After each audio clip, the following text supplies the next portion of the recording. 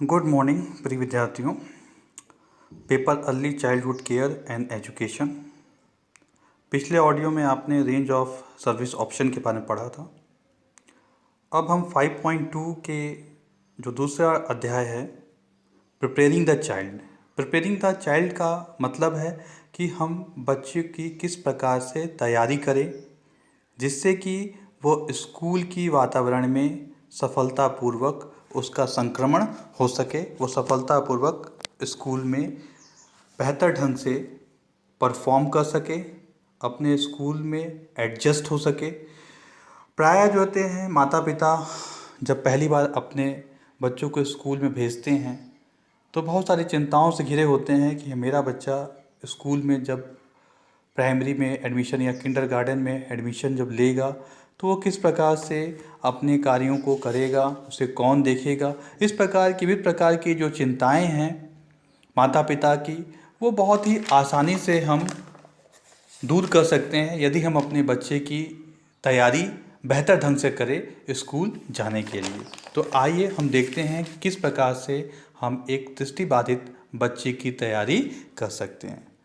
जैसा कि आप सभी जानते हैं कि जब बच्चा स्कूल में जब एडमिशन लेता है तो हर उसकी की अपेक्षा होती है कि बच्चा जो है अपने कार्य स्वयं कर सके।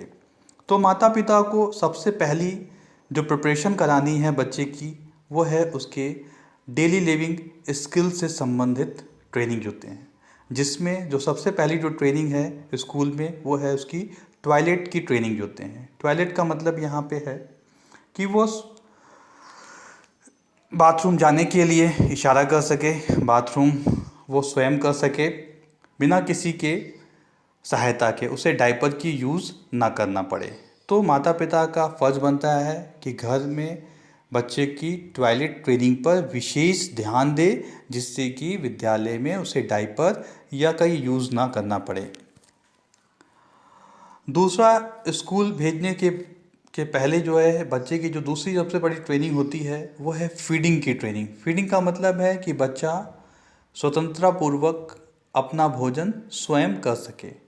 विद्यालय में जब भोजन अवकाश या मध्य अवकाश होता है तो विद्यालय में जो टिफ़िन है, जो बॉक्स लंच बॉक्स दिया गया है, विद्यार्थी उसे खोल करके अपना खाना स्वयं खा सके। इसकी जो है प्रॉपर ट्रेनिंग हमें देनी पड़ती है विजुअली इम्पेयर्ड की, क्योंकि विजुअली इम्पेयर्ड के लिए एक बहुत बड़ी समस्या है कि वो अपना खाना स्वयं खा सके। इसके लिए उन्हें प्रॉपर ट्रेनिंग माता पिता को देनी चाहिए। स्कूल के वातावरण में जो विद्यार्थी है वो इमोशनली कहीं जो है अकेला ना पड़ जाए, इमोशनली डिस्टर्ब ना हो जाए, इसलिए जो होते हैं माता पिता को घर के वातावरण में उसे सामाजिक सोशल इंटरेक्शन की जो ट्रेनिंग है उसको देनी चाहिए, जिससे कि विद्यालय में वो हम उम्र जो उसके सहपाठी हैं उनके साथ मित्रता कर सके, साथ ही साथ उनके साथ अर्थपूर्ण जो है वार्ता कर सके। स्कूल के जो अदर स्टाफ मेंबर्स हैं उनके साथ सामाजिक अंतरक्रिया संबंधित जो शिष्टाचार की जो ट्रेनिंग है वो माता पिता को देनी चाहिए। अब आते हैं कि और माता पिता क्या कर सकता है अपने बच्चे की तैयारी के लिए स्कूल में।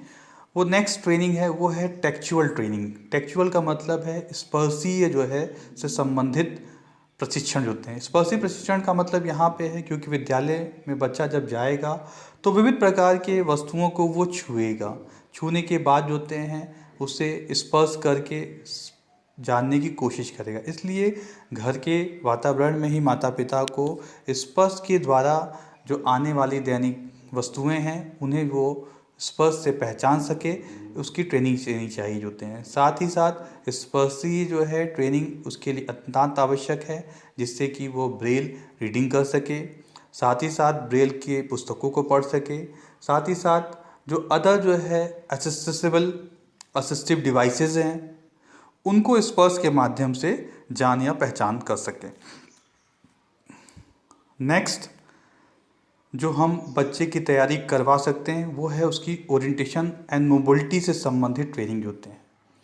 यहाँ पे ओरिएंटेशन मोबिलिटी की ट्रेनिंग के संबंधित कहने का मतलब ये है कि विद्यार्थी जब स्कूल के वातावरण में जाए तो वो इंडोर और आउटडोर जो टेक्निक्स है ओरिएंटेशन मोबिलिटी ट्रेनिंग की वो उसे जान सके, जिससे वो सफलतापूर्वक, स्वतंत्रतापूर्वक और सुरक्षात्मक तरीके से विद्यालयी वातावरण में गमन कर सके और नए नए अनुभवों को प्राप्त कर सके।